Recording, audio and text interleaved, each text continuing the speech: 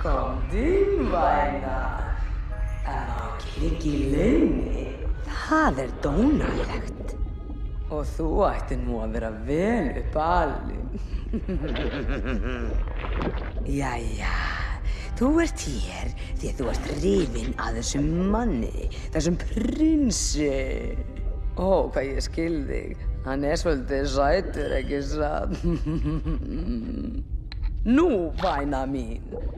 Lausnin á vanda þínum einföld.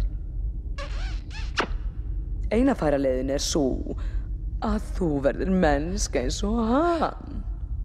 Er það mögulegt? Veistu, sætust. Það held ég nú. Ég þrífst nú á því að hjálpa vansælum sálum eins og þér. Já, sálum sem eiga ekkert annað athvarf.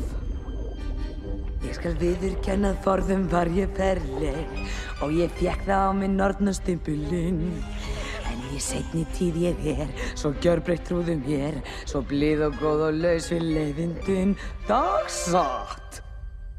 Og það vill svo til að ég nokkuð galdrátt, en svo listgrein hefur höfðað mjög til mín.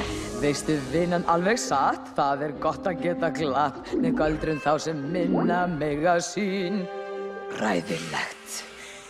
Ó, það sálir sem þjást af þrá og svei.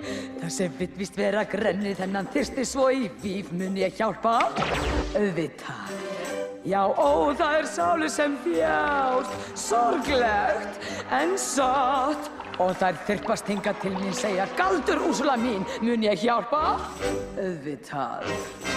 Nú það hefur reyndar hent, sumir hafi í því lent, að missa allt ef vangoldið gjald. Stöku kvörtun berst til mín, en yfirleitt þá ég fín. Því ég sefa sálir í neyð. Sko, hlustaðu. Ég mun koma því þannig fyrir að þú verðir manneskja í 3 daga. Skilið, 3 dagar.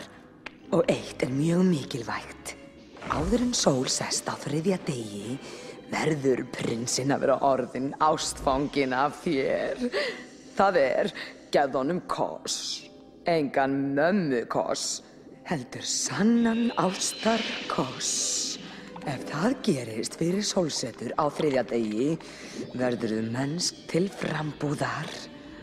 En ef ekki, þá breytistu aftur í hafmeyju og tilheyrir þá mér. Nei, Ariel,